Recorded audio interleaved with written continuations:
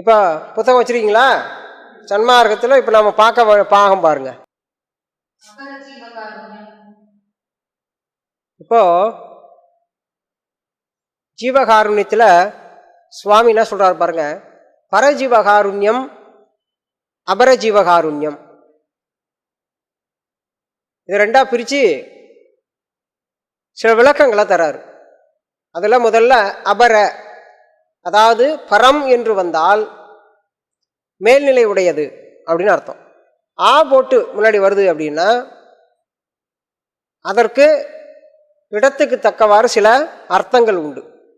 இகலோக அப்படின்னு ஒரு அர்த்தம் இருக்கு. பரோட்ச ஞானம் அப்படின்னா பெருநிலை ஞானம், மேல்நிலை ஞானம் அப்படின்னு அர்த்தம். அபரோட்ச ஞானம் அப்படின்னு விளக்கம் இருக்கு.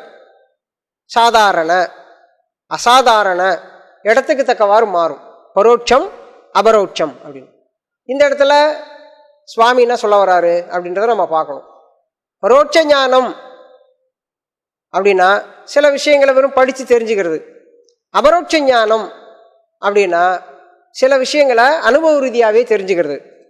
இது எங்கு சொல்லப்படுகிறதோ அந்த ஆனா அது எங்கே பயன்படுத்தப்படுதோ அதுக்கு தகுந்தவாறு சில இடங்களில் சில பொருள்கள் மாறும். இப்போ இங்கே என்ன சொல்கிறாங்க? அபர ஜீவகாருண்யம் பாருங்க.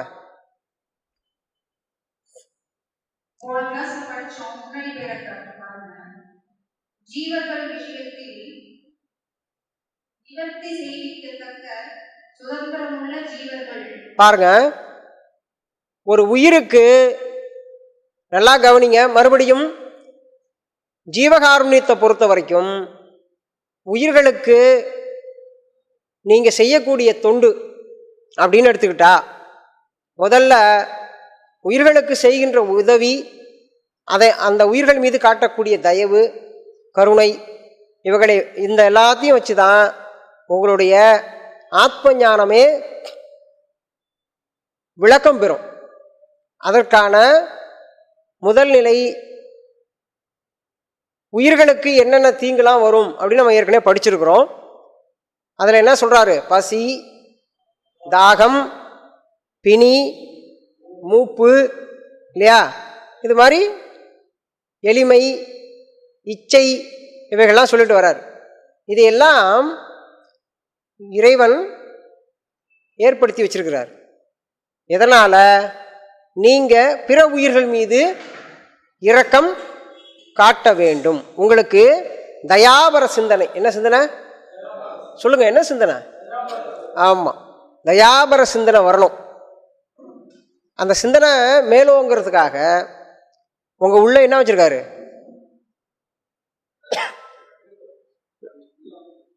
Very good. என்ன வச்சிருக்காரு? இரக்கம் வச்சிருக்காரு. என்ன வச்சிருக்காரு? ஆமா, நல்லா தூக்கி கட்டியான்னா கேட்கல. அவர் என்ன வச்சிருக்காரு? இறக்கி வச்சிருக்கிறாரு. இரக்கம் என்ன செஞ்சிருக்காரு? இரக்கம் வைத்திருக்கிறார். இந்த இரக்கம் எத்தன்மை உடையது? உங்களுக்கு மட்டும் தான் இரக்கம் வருதா? மற்ற உயிர்களுக்கும் இரக்கம் உண்டு, இல்லையா? நம்ம மீது பலர் இரக்கம் காட்டுறாங்கல்ல. அப்ப நான் மற்றவங்களுக்கு என்ன இருக்கு? ஆமா, இது இயற்கை சுபாவம். என்ன சுபாவம்? என்ன சுபாவம்? ஆமா, இது இயற்கையாகவே இறைவன் உங்களுக்கு கொடுத்து வைத்திருக்கிற சுபாவம். அப்போ இந்த இரக்கம் செயலற்று போயிடக்கூடாதுன்றதுக்காக அவர் என்ன பண்றாரு? ஜீவர்களுக்கு பசி, தாகம், பிணி, மூப்பு இவைகள்லாம் கொடுக்கிறாரு. அப்ப அவைகளை நிவர்த்தி, என்னது? ஆமா, நிவர்த்தின்னா என்ன? நீக்குவது, சரி செய்யறது, உதவுறது. இதெல்லாம் யாருக்கு இருக்கு? ஜீவர்களுக்கு உண்டு. யாருக்கு உண்டு? ஆமா, அதை சரி செய்ய நமக்கு என்ன உண்டு? சொல்லுங்க. இறைவன் நமக்கு என்ன கொடுத்திருக்கிறாரு? சுதந்திரம். என்ன கொடுத்திருக்காரு? ஆமா, நான் படைச்சத இப்ப நான் தான் செய்யறேன். நான் ஒரு பானை செய்கிறேன். அந்த பானையை தண்ணி ஊற்றி வைக்கவும் பால் ஊற்றி வைக்கவும் உங்களுக்கு அதில் எதை வேணா நீ ஊற்றி வைக்கலாம்பா, ஆனால் பானையை உடைக்கக்கூடாது. பானையை உடைக்கக்கூடாது, ஆனால் அதை எப்படி வேணா நீ பயன்படுத்திக்கொள் அப்படின்ற சுதந்திரத்தை கொடுக்கிறார். அப்போ ஜீவர்களுக்கு ஏற்படுகின்ற இடையூறுகளை, அவர்களுக்கு நேருகின்ற துன்பங்களை நீக்குவதற்கு உங்களுக்கு என்ன உண்டு? பூரண அனுமதி. சொல்லுங்க, நல்லா சொல்லுங்க. பூரணமான அனுமதி உண்டு. அதனால இந்த உயிர்களுக்கு நாம் ஏன் செய்யணும்? அதனால நமக்கு வந்து தொந்தரவு தான் வரும் அப்படின்லாம் நினைக்க வேண்டாமா. உங்களுக்கு அந்த என்ன உண்டு? பூரணமான சுதந்திரமும் அனுமதியும் உண்டு. சுதந்திரமுள்ள ஜீவர்கள் காரியத்தால் நிவர்த்தி செய்விக்க வேண்டும் என்றும், அப்படி நிவர்த்தி செய்விப்பதில் பசியினால் வரும் துன்பமும் கொலையினால் வரும் துன்பமும் தவிர மற்றவைகளால் வரும் துக்கங்களை மாற்றுவது அபர ஜீவகாருண்யம். ஆதலால் இவ்வுலக இன்பத்தை மாத்திரம் செய்து உண்டு பண்ண வேண்டும். அவர் என்ன சொல்றாரு உங்களுக்கு புரியுதா பாருங்க. அபரஜீவகாருண்யம்னா என்ன, பரஜீவகாருண்யம்னா ரெண்டா பிரிக்கிறார் பாருங்க. உயிர்களுக்கு உணவளிப்பதும், உயிர்களுக்கு உயிர் சம்பந்தமான இடையூறுகள், உயிர் போற நிலைமை, இதெல்லாம் இந்த ரெண்டை சரி பண்ணிங்கன்னா அது எதில் போய் சேரும்? பரஜீவகாருண்யத்தில் போய் சேரும். எதில்? ஆமாம். இச்சை, எளிமை இல்லையா, தாகம், மற்ற விஷயங்கள்லாம் இருக்கு பாருங்க. இதெல்லாம் நீங்கள் செய்யலனாலும் அவர்கள் என்ன பண்ணுவாங்க? கொஞ்சம் நிவர்த்தி பண்ணிக்க முடியும், கொஞ்சம் நிவர்த்தி பண்ணிக்கலாம். அதில் ஒன்றும் குற்றம் நேராது. கொஞ்சம் கவலைக்கிடமான மனோநிலையும் வாழ்வியல் வருத்தங்களும் உண்டாகும், அவ்வளோதான். ஆனால் பசிங்கிறது தானா வந்துடும், தானா. ஆமாம், நாம் இச்சைப்படுறது நம்ம கட்டுப்பாட்டுக்குள்ளே கொண்டு வரலாம், ஏழ்மையும் நம்ம கட்டுப்பாட்டுக்குள்ளே கொண்டு வரலாம். கொஞ்சம் கடினப்பட்டால் சம்பாரித்து கொஞ்சம் முன்னுக்கு வந்துடலாம் இல்லை. இச்சை அது நமக்கு தேவையில்லை, நம்ம அதை வாங்கி வச்சுக்கிட்டு அதனால் துயரப்பட வேண்டாம் அப்படிங்கிற தெளிவு இருந்ததுன்னா இச்சையை ஒதுக்கி வச்சிடலாம். ஆனால் என்ன சொன்னாலும் வயிறு கேட்குமா? அவை அழகாக சொல்வா, ஒருவேளை பொறு என்றால் பொறுக்காது. இந்த வயிறு இருக்க ஒருவேளை பொறுத்துக்கணும்னா பொறுத்துக்காது. சரி, அடுத்த வேலை கிடைக்காது, 3 வேளைக்கு சேர்த்து சாப்பிடுனா சாப்பிட முடியுமா? 3 வேளையும் சேர்த்து சாப்பிட்டுக்கொண்டாலும் செய்யாது, அந்த வேலையாது செய்யாது. அப்போ அவர் என்ன சொல்றாரு? அன்னம் பாலிக்கிறதும் அன்னதானம் செய்வதும் உயிர்களுக்கு தீங்கு நேரும் பட்சத்தில் அந்த உயிர்களுக்கு உயிரை காப்பாற்றும் பொருட்டு எடுக்கின்ற நடவடிக்கை இருக்கு இல்லையா, இதெல்லாம் எந்த ஜீவகாரணத்தில் வருது? மேல்நிலை. சொல்லுங்க, மேல்நிலைன்னு வச்சுக்கோங்க. பர எதில் வருது? பர ஜீவகாருண்யத்தில் வருது. மற்றதெல்லாம் அபர, ஆமா, ஜீவகாருண்யத்தில் வருது. பாருங்க, அடுத்தது பாருங்க. பசியினால் வரும் துன்பத்தையும் கொலையினால் வரும் துன்பத்தையும் நிவர்த்தி செய்விப்பது பரஜீவகாருண்யம். என்ன சொல்றாரு புரியுதுங்களா? பசியினால் வரும் துன்பம், எதனால் வரக்கூடிய துன்பம்? பசியினால் வரக்கூடிய துன்பம். கொலை, உயிர்களை கொல்லக்கூடிய. இதுக்கு சுவாமி விவேகானந்தர் ஒரு இடத்துல சொல்றார், உயிர் பலியிடுற விஷயத்தை பற்றி வள்ளல் பெருமான் அவர்கள் நிறைய சொல்லியிருக்காங்க. சுவாமி விவேகானந்தர் ஒரு இடத்துல என்ன சொல்றாரு அப்படின்னா, ஒரு இடத்துக்கு போறாரு, ஒரு குயவன் என்ன பண்றான், ஒரு ஆட்டை தான் பானை செய்கிற இடத்துல கட்டி வச்சிருக்கிறான். அப்போ அவர் கேட்குறாராம், இந்த ஆடை எதுக்குங்க நீ கட்டி வச்சிருக்க அப்படின்னு கேட்கும்போது அவன் என்ன சொல்கிறான், நாளைக்கு எங்கள் ஊர் கோயிலில் சாமி எடுக்கிறாங்க. அங்கே என்ன பண்ண போகிறோம்? பலி. என்ன பண்ண போகிறோம்? பலியிட போகிறோம். பலியிட்டாதானே அவன் சந்தோஷமாக இருப்பான். அப்போத்தானே மழை பெய்யும். அப்போத்தானே நாங்கள்லாம் நல்லா இருக்க முடியும். அவர் என்ன சொல்கிறாரு? இல்லைப்பா, அது தவறு, அதை செய்யாத அப்படிங்கிறார். வந்தியா, பானம் வேணுமா, வாங்கிட்டு போ. இந்த தேவையில்லாத விஷயத்தெல்லாம் தலையிடாத அப்படின்னா. ஓ, அப்போ ஆண்டவன் சந்தோஷப்படுவான்னு தானே நீ இதை செய்கிற அப்படின்னா. ஆமாம், பின்ன சரி அப்படின்னு ஒரு 2 அடி தள்ளி போனார். அவன் செஞ்சு வச்சிருந்த பானையெல்லாம் ஒன்று எடுத்தார், ஒன்று ஒன்றா போட்டு கீழே உடைச்சார்.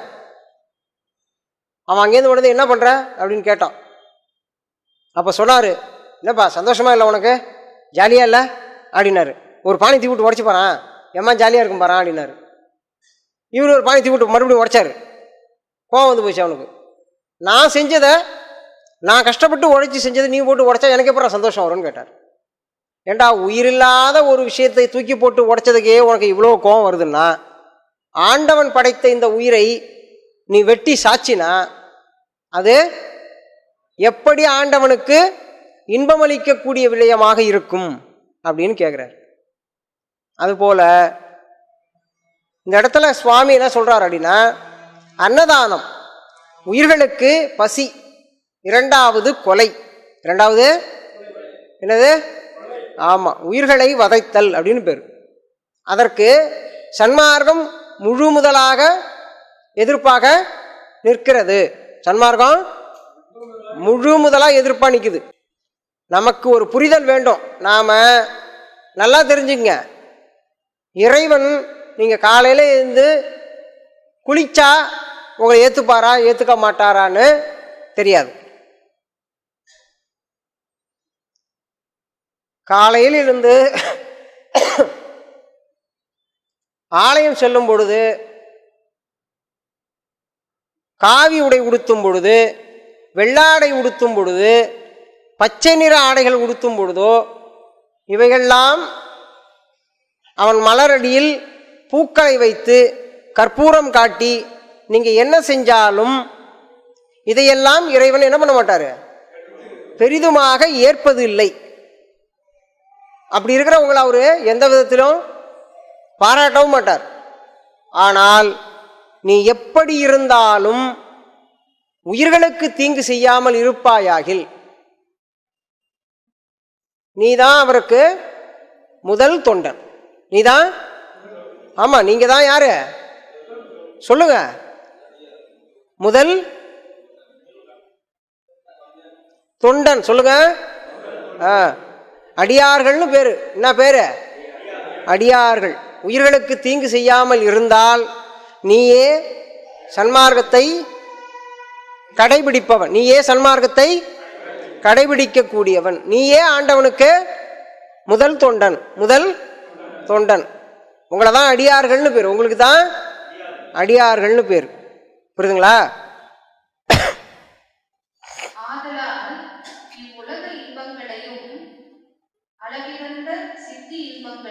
பாருங்க, ஆதலால், அதனால், அளவு கடந்த சித்தி இன்பங்களையும். நமக்கெல்லாம் எவ்வளவு சித்திகள் தெரியும். மிஞ்சி போனா பேப்பர்ல எழுத ஒரு 8 பத்தி பேசுவோம். அனிமாதி கரிமாதி இல்லையா, இது மாதிரி விஷயங்களை தான் பேசுவோம். ஆனா அளவிறந்த சித்திங்கிறார். அளவிறந்த சித்தி இன்பங்களையும் அழியாத முக்தி இன்பத்தையும் அருளால் அடையப்படும் என்றும். என்ன சொல்றாருன்னு புரியுதா? கவனிக்கிறீங்களா? ஆமா, இகலோக நல்லா தெரிஞ்சுங்க. உங்களுக்கு இறைவன் ஜீவகாருண்ய நெறியோடு இருப்பீர்களானால் உங்களுக்கு கொடுக்கப்படுகிற இகலோக இன்பமும் பல சித்தி இன்பங்களையும் கொடுக்கக்கூடிய இறைவன் ஒருத்தர் இருக்கார். அவரை பற்றி தான் பேசுறாங்க. அப்ப அளவிறந்த, அளவிறந்த என்ன? எல்லை இல்லாத. சொல்லுங்க, ஆமாம், எல்லையில்லா இன்பம் அருளும் அப்படின்னு பேர். மறுபடியும் படிங்க.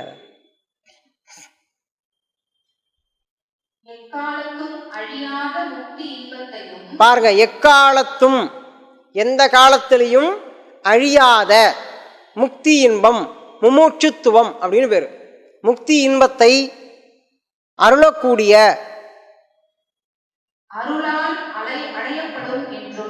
இதை உங்களுக்கு யார் கொடுப்பா? அருள் தரும். யார் தரும்? அருள். அருள் நல்லா தெரிஞ்சுங்க, அருள் ஆண்டவனுடையது. ஆண்டவனுடைய ரொம்ப முக்கியமான விஷயங்கள்ல அருளுக்குத்தான் எல்லா விதமான அதிகாரமும் உண்டு. என்ன உண்டு? என்ன உண்டு?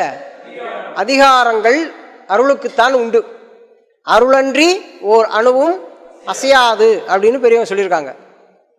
வள்ளல் பெருமான் எழுதின பாடல்களில் ஒரு இடத்துல கேட்குறாரு, அப்ப இறைவன் சொன்னதா சொல்றாரு. இறைவன்கிட்ட இவர் கேட்குறாரு, இறைவா நான் உன் திருவடி அடையணும், எனக்கு கருணை செய்யுங்க அப்படின்னு கேட்குறாரு. அப்போ அவர் என்ன சொல்றாரு?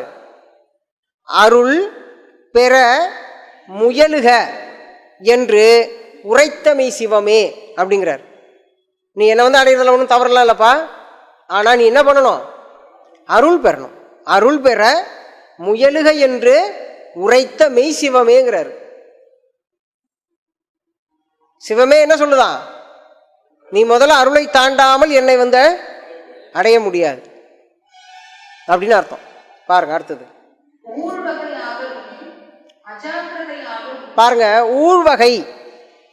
ஊழ்வகைன்னா என்ன கேள்விப்பட்டிருக்கீங்களா? ஊழ்னா என்ன? விதியா? அப்படி சொல்லலாம். அப்புறம் உழலுதல் சொல்லுங்க. என்னது? உழலுதல். பிறந்து பிறந்து உழன்று உழன்று ஊழ்வினை அப்படின்னு பேரு. என்ன பேரு? ஊழ்வினை. சொல்லுங்க. ஆமா, ஊழ்வினையால் இருந்து ஊழ்வினையால் விதிவசப்பட்டு ஊழ்வினையால் பிறப்புகள் எடுத்துக்கொண்டே இருக்கிறோம் இல்லையா? இதை தான் சொல்றாங்க ஊழ் அப்படின்னு பேர். அதுக்கு என்ன பேரு? ஆமா, கூழ் எப்படி இருக்கும்?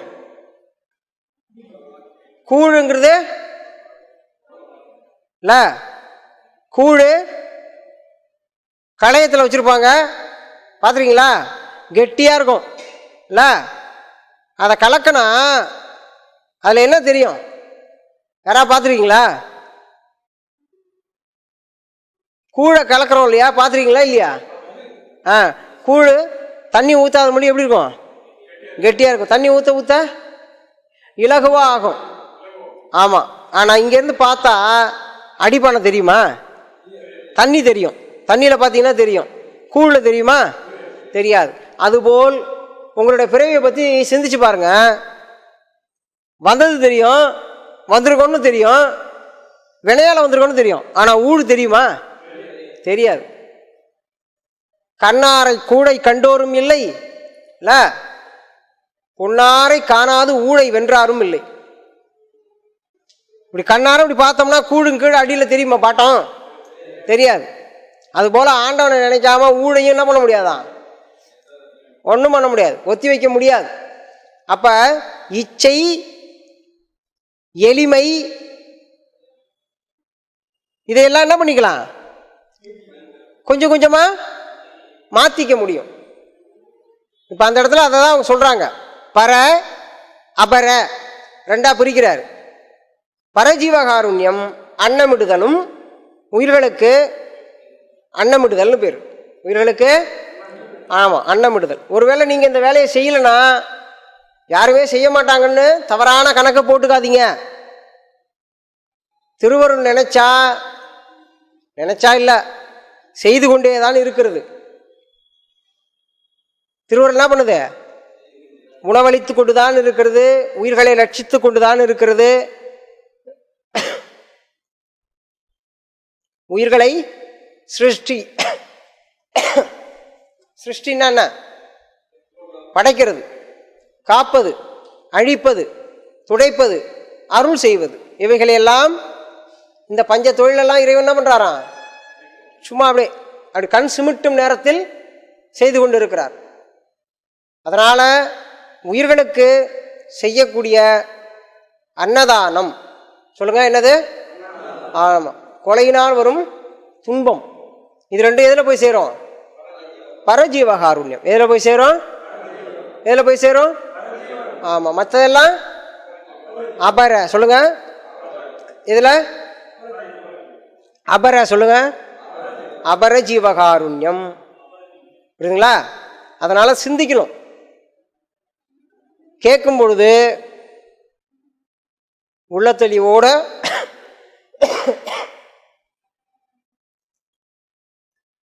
கேட்டு பழகணும். ஏன் அப்படின்னா இவைகள்லாம் வெறும் பாடம் அல்ல, நல்லா புரிஞ்சுக்கணும். இதெல்லாம் வெறும் பாடம் அல்ல, அபரோட்ச ஞானம் அல்ல, பரோட்ச ஞானம். சொல்லுங்க. ஆமாம், படிக்கும் பொழுதே தெரிந்து கொள்ள வேண்டிய புரிந்து கொள்ள வேண்டிய பரோட்ச ஞான விதிகள். என்னது? சொல்லுங்க. பரோட்ச ஞான என்ன யோசனை, என்ன விதி? பரோட்ச ஞான விதி. என்ன விதி? ஆமாம், தூங்கிடக்கூடாது.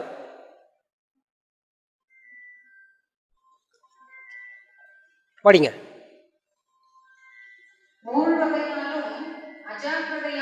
இன்னொன்று என்னது? ஊழ்வகை. ஒன்று வினையால் வருவது, மற்றொன்று அஜாக்கிரதை. அஜாக்கிரதை என்ன? ஜாக்கிரதை என்ன? ஜாக்கிரதைன்னா கவனமாக இருத்தல், ரொம்ப பத்திரமா பார்த்து போயிட்டுவான்னு சொல்றது. ஜாக்கிரதையா இருப்பா அப்படின்னு சொல்றோம் இல்லையா? ஜாக்கிரதை அப்படின்னா என்ன? சொல்லுங்க. விழிப்பு. என்னது? அஜாக்கிரதை. போட்டாங்களா? இதை தான் முன்ன நம்ம சொன்னோம், பர அபர அப்படின்னு சொன்னோம். இப்போ இந்த இடத்துல என்ன போட்டிருக்காங்க? ஜாக்கிரதைக்கு முன்னாடி சொல்லுங்க, என்ன போட்டிருக்காங்க? ஆமா, அஜாக்கிரதை. ஜாக்கிரதைனா விழிப்போடு இருத்தல். என்னது? விழிப்போடு இருத்தல். அஜாக்கிரதைனா உங்களுக்கு அறிவு கொடுக்கப்பட்டும் புத்தி கொடுக்கப்பட்டும் சூழல் முழுதுமாக புரிந்தும் சரிவர அதை கவனிக்காமல் விட்டால் அதுக்கு என்ன பேரு? அஜாக்கிரதை. என்ன பேரு? பாருங்க. அந்நிய ஜீவர்களுக்கு நேரிடுகின்ற அபாயங்களை நிவர்த்தி செய்விப்பதற்கு தக்க சுதந்திரமும். பாருங்க, உங்களுக்கு பிற உயிர்களுக்கு ஏற்படுகிற தீங்குகளை சரி செய்ய என்ன கொடுத்துருக்காரு ஆண்டவர்? சுதந்திரம். Very good. என்ன கொடுத்துருக்காரு? சுதந்திரம். அதற்கு பூரண அனுமதி. என்ன அனுமதி? ஆமா. ஏன்னா நாம் எல்லாம் யாருன்னு சொல்றாரு? இறைவனுடைய, சொல்லுங்க, கரெக்டு தான், இறைவனுடைய குழந்தைகள், பிள்ளைகள். புரியுதுங்களா? நாம் எல்லோரும் ஆத்மா என்ற விஷயத்தில் சகோதரத்துவம். என்னது? சகோதரத்துவம். அதனால உங்களுக்கு என்ன உண்டா? பூரண சுதந்திரம் உண்டு.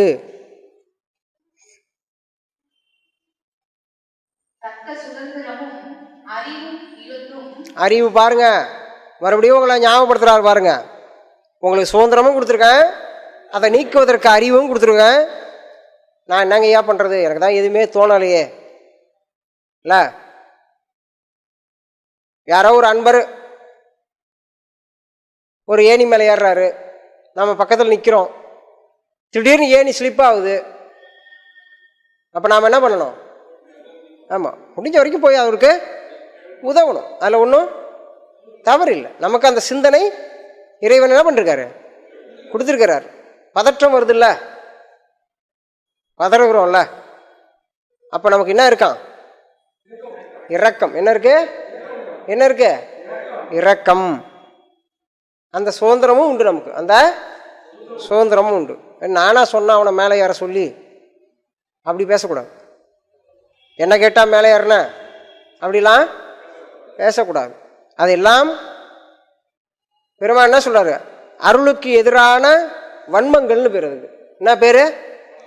ஆமா, நீங்க சாதாரணமாக ஒரு மனிதனை பேசிட்டு போயிடுறீங்க, திட்டிட்டு போயிடுறீங்க. ஆனால் அதையெல்லாம் அருள் கொஞ்சமாவது உங்களை என்ன பண்ணும்?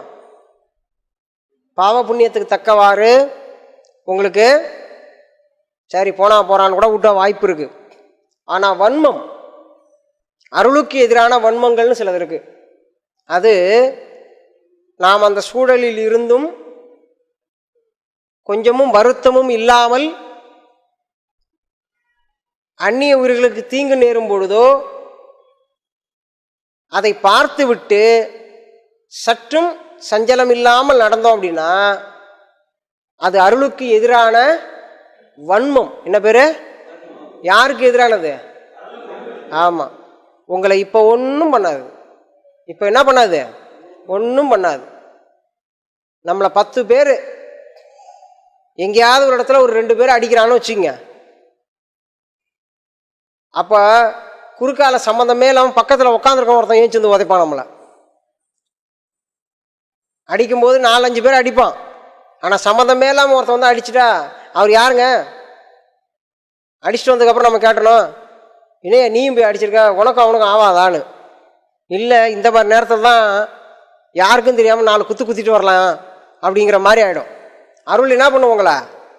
அந்த மாதிரி நேரத்தில் தான் ஐயோ அடி வாங்குறானேன்னு நினைக்காது. ஐயோ அடி வாங்குறானே பாவம் அப்படின்னு நினைக்காது. அப்போ தான் அது என்ன பண்ணும்? ஆமாம், அது 2 குத்து சைடில் 2 குத்து குத்திட்டு போவோம் அல்லையில். அது மாதிரி சம்மந்தமே இல்லாமல் ஒருத்தன் உட்கார்ப்பான், அவனை கிளப்பி விட்டுடும், போய் 4 குத்து குத்துறா அப்படின்னா அவனு. அதுபோல் வன்மம்னு பேர். அருளுக்கு எதிரான வன்மம், அருளுக்கு எதிரான வன்மம். பாருங்க, அடுத்தது பாருங்க. அவ்வாறு செய்யாமல் வஞ்சித்தவர்களுக்கு இவ்வுலக இன்பத்தோடு மோட்ச இன்பத்தை அனுபவிக்கின்ற சுதந்திரம் அருளால் அடையப்படுவதில்லை என்றும். நல்லா பாருங்க, உங்களுக்கு சுதந்திரமும் அறிவும் கொடுத்து அதை நீங்கள் அஜாக்கிரதையால் விட்டுட்டா உங்களுக்கு என்ன கிடைக்குமா? எதுவும் இல்லை. உலக இன்பத்தோடு சேர்த்து, எது உலக இன்பத்தோடு சேர்த்து முக்தி இன்பமும் கிடைக்காது. ஏன்? உலக தெளிவும் இல்லை, அருளை பற்றின தெளிவும் இல்லை. அதனால அது என்ன பண்ணுது? இகலோக பாக்கியத்தையும் பரலோக பாக்கியத்தையும் சேர்த்தே பறித்து விடுகிறது. என்ன பண்ணுது? என்ன பண்ணுது? பறித்து விடுகிறது. இது யாரோடைய செய்கை? இது யாரோட செய்கைன்னா உங்களுது. இந்த செய்கை யாரோடைய செய்கை? நீங்க அஜாக்கிரதையாக இருந்தால் இந்த செய்கை யாருது? உங்களுது. பிற உயிர்களுக்கு செய்ய வேண்டிய நன்மையும் இரக்கமும் அறிவிருந்தும் செய்யாமல் விட்டால் அதுக்கு என்ன பேரு? அஜாக்கிரதை. என்ன பேரு? என்ன பேரு? ஆமா, அஜாக்கிரதையால் நீங்க உயிர்களுக்கு தயவு காட்ட மறுத்தாலோ, உயிர்களுக்கு ஏற்படும் துன்பத்தை நீக்க கவனம் இல்லாமல் இருந்தாலோ உங்களுக்கு என்ன நேராதான்? உங்களுக்கு என்ன கிடைக்க வேண்டியது இருக்கு? கிடைக்க வேண்டிய அருள் கிடைக்காது. கிடைக்க வேண்டிய அருள் கிடைக்காது. நல்லா புரிஞ்சுக்கணும். நீங்க நல்லா ஆழமாக சிந்திச்சுக்கணும். உங்களுக்கு கொடுக்கப்பட்டிருக்கிற சிந்தனையும் அறிவும் சுதந்திரமும், புரியுதுங்களா? இதெல்லாம் உங்களுக்கு ஆண்டவன் அருளால் கொடுத்தான். எதால கொடுத்தான்? சொல்லுங்க, எதால? அருளால் கொடுத்தான். அதனால நாம எப்படி வேணா இருக்கலாம். அதனால எந்த விதமான விஷயமும் நம்ம வாழ்க்கையில் நடக்க போறது இல்லை.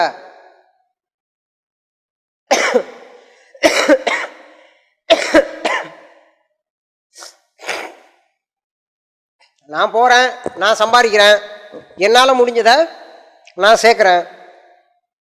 இன்னொரு உயிருக்கு படைச்சவன் செய்யட்டும். யாரு? அவர் படைச்சாரு. மரத்தை வச்சவன் தண்ணி ஊற்றுவான் அப்படின்னு பேசிட்டு போகக்கூடாது. உங்களுக்கு என்ன கொடுத்துருக்காரு? Very good. என்னது? உங்களுக்கு சுதந்திரம். என்ன உண்டு? சுதந்திரம் உண்டு. உங்களுக்கு இன்னொன்று என்னது? ஆழ்ந்த அறிவு. இவைகளை வைத்துக்கொண்டு உயிர்களுக்கு என்ன பண்ணணும்? ஆமாம், தீங்கு செய்ய கூடாது. என்ன பண்ணணும்? பாருங்க.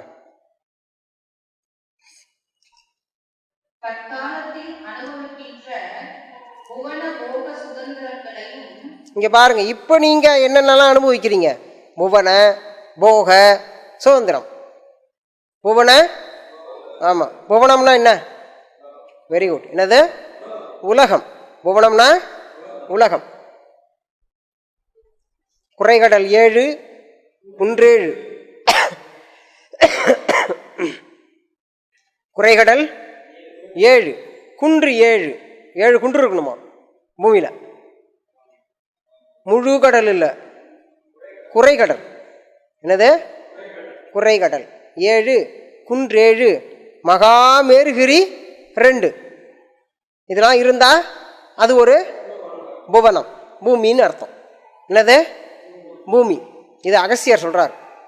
குறைகடல் 7 குன்றேழு மகாமேருகிரி 2 அப்படின்னு சொல்லி இது போல இருப்பதுக்கு என்னன்னு பேரு? என்ன பேரு? புவனம். சொல்லுங்க. ஆமா, புரியுதுங்களா? ஏதாவது குழப்புதா? அப்போ இப்படி இருக்கக்கூடிய புவன, என்னது? புவன உலக இன்பம். புவன போக என்னது? இன்பம். இவைகளை நீங்க இப்ப அனுபவிக்கிறீங்க. பாருங்க.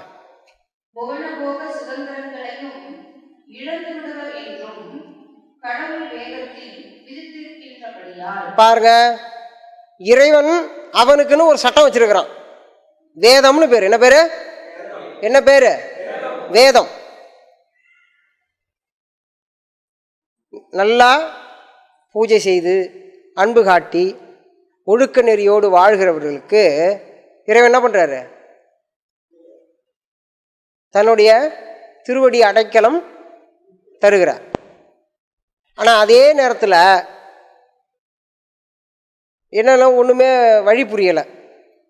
இறைவனை திட்டி திட்டி பாடுறான். ஆனா எந்த உயிருக்கு எந்த தீங்கும் செய்ய மாட்டான். ஆனா இறைவனை சரியா பாட தெரியல, சரியா பணிய தெரியல. ஆனா டெய்லி போய் அவரை பார்க்குறான். அவருக்கோசரம் கண்ணை இப்படி இப்படி பார்த்தாலும் ஆண்டவனுக்கோசரம் நான் எப்படியாவது உட்காரணும் அப்படின்னு பாடுபடுறான். அவனுக்கு என்ன உண்டு? அருள் உண்டு. என்ன உண்டு? ஆமா, உங்க செய்கையில் உள்ள குற்றம் குறையை ஆண்டவன் பார்ப்பதில்லை. என்ன பார்க்கறது இல்ல? என்ன பார்க்கறது இல்ல? ஆமா, அதற்கு மாறாக என்னத்தை பார்க்கிறாரு? சொல்லுங்க. அன்பு. சொல்லுங்க. என்னது? அன்பு. வள்ளலார் ஒரு இடத்துல சொல்றாரு, எல்லாரும் என்ன பண்றாங்களாம்? சுவாமிக்கு வேத மாலைகள். என்ன மாலை? என்ன மாலை? வேத மாலை. தங்கத்தால் மாலை. இதுல தங்கத்தால் மாலை. முத்து, பவழம், வைரம், வைடூரியம் இது போன்றதெல்லாம் என்ன பண்றாங்களா? ஆமா, பாமாலை சூடுகின்றார். என்னது? சொல்லுங்க. என்னது? பாமாலை சூடுகின்றார். நான் அர்ப்பன். நான் யாரு? என்னது? ஆமா, ஒரு சாதாரண ஆளுங்க ஐயா. அதனால நான் என்ன பண்றேன்? ஒன்றும் செய்ய தெரியல. பேப்பர்ல பூ கட்டுவாங்க, பார்த்துருக்கீங்களா? குழந்தைங்க எதில் கட்டுவாங்க? ஆமா, பாமாலை சூடுகின்றார். நான் வேற வழி தெரியல, பேப்பர்ல கட்டி என்ன பண்றேன்? உனக்கு மாலை போடுறேன் அப்படின்னு சுவாமி சொல்றார்.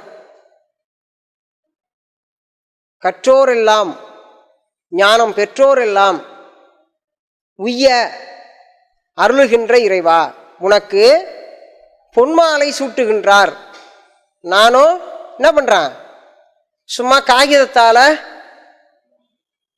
மாலை சுட்டி கட்டி போடுறேன், ஏற்றுக்கோங்கிறாரு. என்ன சொல்றாரு, என்ன சொல்றாரு?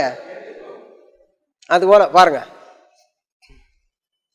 ஊழ்வகையாலும் அஜாக்கிரதையாலும் பசி, கொலை என்பவைகளால் அபாயங்களை நிவர்த்தி செய்து கொள்ளத்தக்க அறிவும் சுதந்திரமும் இல்லாத ஜீவர்கள் விஷயத்தில் அவைகளை நிவர்த்தி செய்திக்கத்தக்க அறிவும்.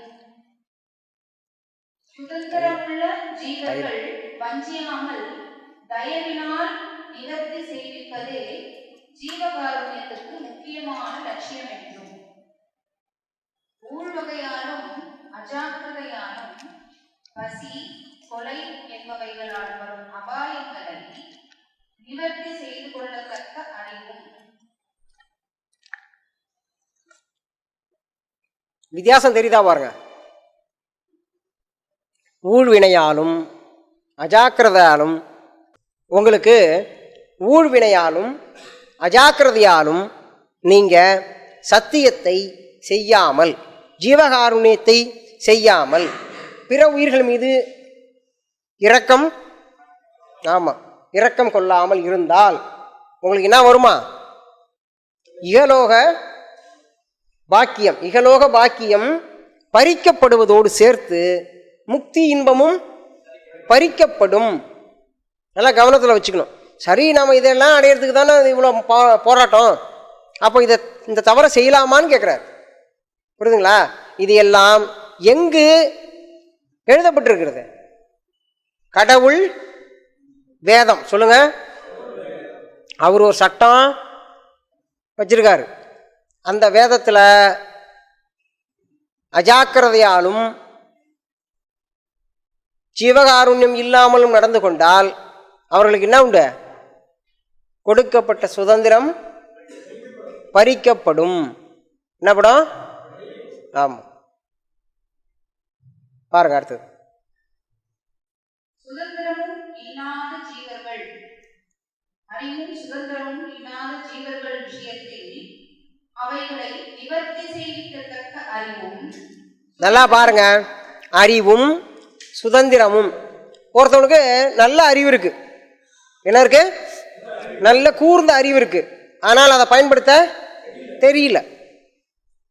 இன்னொருத்தவனுக்கு சொன்னதை கேட்குற அளவுக்கு சுதந்திரம் இருக்கு. அவன் சொன்னா விட்டுடுவாங்கன்னு வச்சுங்க. யாரோ ஒரு 4 பேர் அடிக்கிறாங்க, ஒருத்தரை துன்புறுத்துறாங்க, விடுங்கன்னு சொன்னா விட்டுடுவாங்க. அவர்களுக்கு அது என்ன உண்டு? அந்த அதிகார சுதந்திரம் இருக்குது. அது இருந்தும் சொல்லாமல் போனால் அவனுக்கு என்ன வரும்? ஊழ்வினை. என்ன வரும்?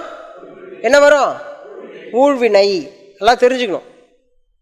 நல்ல அறிவு இருந்தும் ஒருத்தவர் ஒரு தவறு செய்கிறார்னா அவரை மன்னிக்காமல் அந்த குற்றத்தை சுட்டிக்காட்டி அவரை மேலும் துன்பத்திற்கு ஆளாக்கினால், சரி செய்வதாக நினைத்து அவரை மனதளவில் உளத்தளவில் காயம் செய்தால் அவருக்கு என்ன உண்டு? ஊழ்வினை உண்டு. என்ன உண்டு? ஆமா, பாருங்க. இவைகளால் வரும் அபாயங்களை நிவர்த்தி செய்விக்கத்தக்க அறிவும் சுதந்திரமும் உள்ள ஜீவர்கள் வஞ்சியாமல் தயவினால் நிவர்த்தி செய்விப்பதே ஜீவகாருண்யத்திற்கு முக்கியமான லட்சியம் என்றும். அப்ப என்னது லட்சியம்? உங்களுக்கு இருக்கிற சுதந்திரம், உங்களுக்கு இருக்கிற அறிவு, உங்களுக்கு இருக்கிற அதிகாரம், இவைகளால் பிற உயிர்களுக்கு இதெல்லாம் ஏன் கொடுத்தாரு? உங்களுக்கு இதெல்லாம் ஏன் கொடுத்தாரு? அந்நிய உயிர்களுக்கு உதவ, அந்நிய உயிர்களுக்கு உதவ தான் கொடுக்கப்பட்டது அறிவு.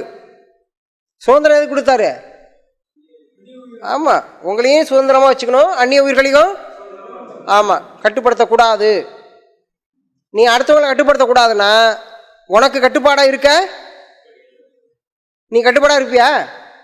நாம கட்டுப்பாடா இருக்கோமா? சுதந்திரமா இருக்க தானே ஆசைப்படுறோம் இல்ல? அப்ப அவங்களுக்கும் சுதந்திரம் இருக்குன்னு நீ என்ன பண்ணணுமா? தெளிஞ்சுக்கணும் இல்லையா? அப்போ உனக்கு அது ரெண்டுக்கு என்ன வேணும்? அறிவு வேணும். என்ன வேணும்? ஆமாம், நமக்கு பசிக்குது, அவங்களுக்கும் பசிக்கும் அப்படின்றதுக்கு அறிவு வேணும் உங்களுக்கு. இதெல்லாம் வச்சுக்கிட்டு நீங்கள் என்ன பண்ணணும்? அந்நிய உயிர்களுக்கு தீங்கிழைக்காமல் இருந்தால் அதுவே ஜீவகாருண்யத்தின் முக்கிய லட்சியம். என்னது? லட்சியத்தை சரியாக கவனிக்காத அலட்சியமாக இருந்தீர்களானால் அலட்சியத்திற்கு உங்களுடைய லட்சியம் பாதிக்கப்பட்டு லட்சியத்தை ஆண்டவன் என்ன பண்ணுவார்னா உன் லட்சியத்தை அவர் அலட்சியம் பண்ணி, புரியுதா? புரியுது, கொஞ்சம் புரியும்ல? ஆமாம், நீங்கள் அலட்சியமாக இருந்தால் உங்கள் வாழ்க்கையில் ஒரு லட்சியம் ஒன்று இருக்கும்.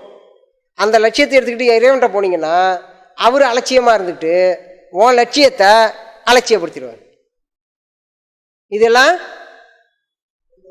வரக்கூடாதுன்னா நீங்கள் உங்கள் லட்சியத்தை அலட்சியம் பண்ணாமல் இருக்கணும். அலட்சியமாக இருக்கணுமா? லட்சியமாக இருக்கணும். ஆமாம், ஆவன் எங்கே போடணும் எங்கே போடக்கூடாதுன்னு தெளிவாக இருக்கணும்.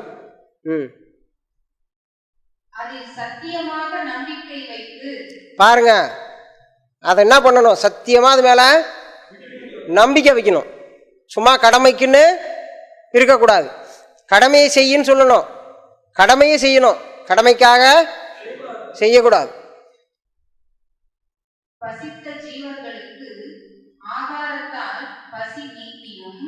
பசித்த ஜீவர்களுக்கு இல்ல, எந்த ஜீவர்களுக்கு? ஆமாம், பசித்த ஜீவர்களுக்கு ஆகாரத்தால்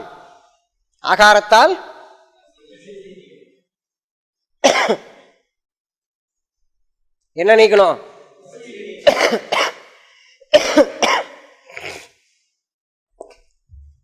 பசி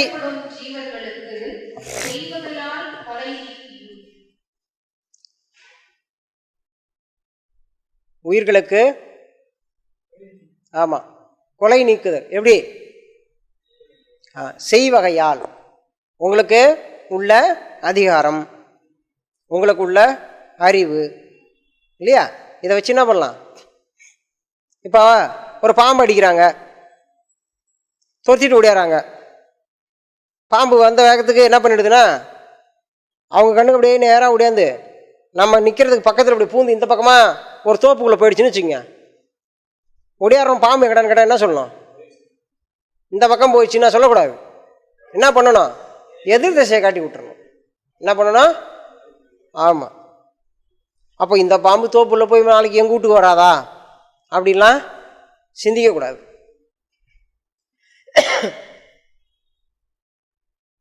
அது உங்களுடைய அறிவு. என்னது? அறிவு. அந்த உயிருக்கு நீங்கள் செஞ்சது என்னது?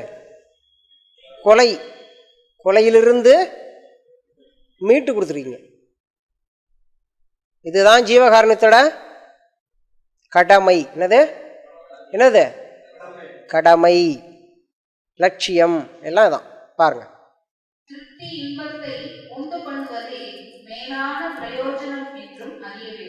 ஆமா,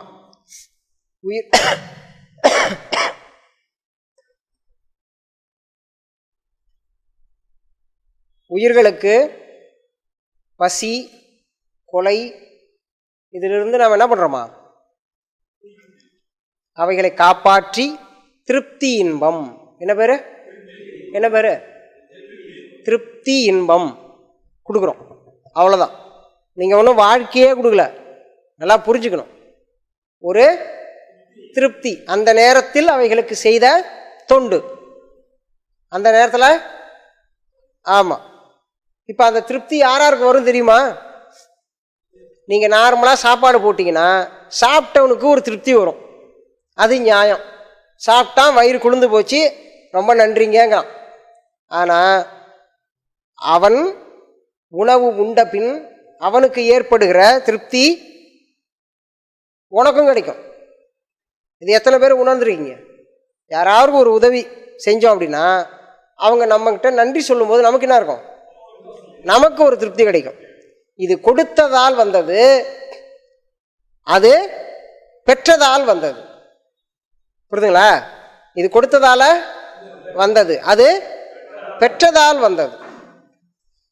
நல்லா வித்தியாசம் புரிஞ்சுக்கணும்.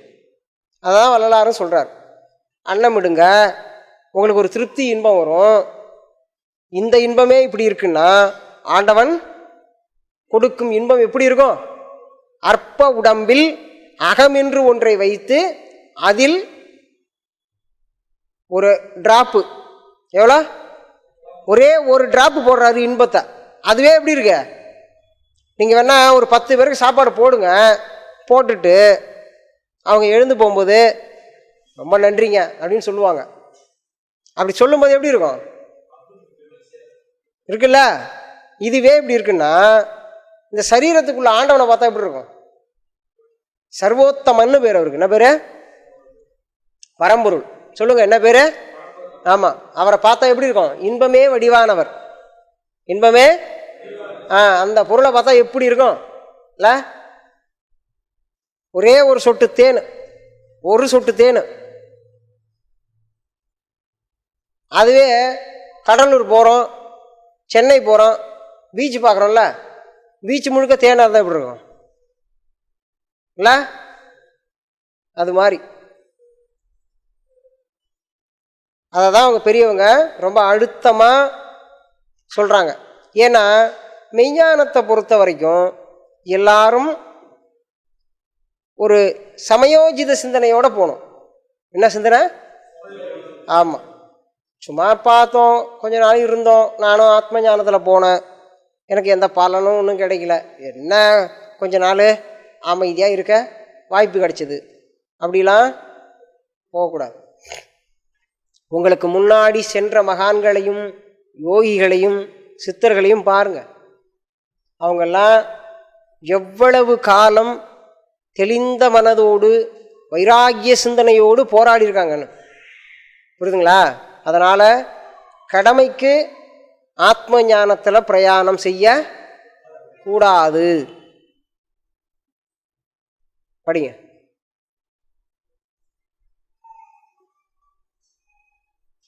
முடிஞ்சிச்சா? நன்றி.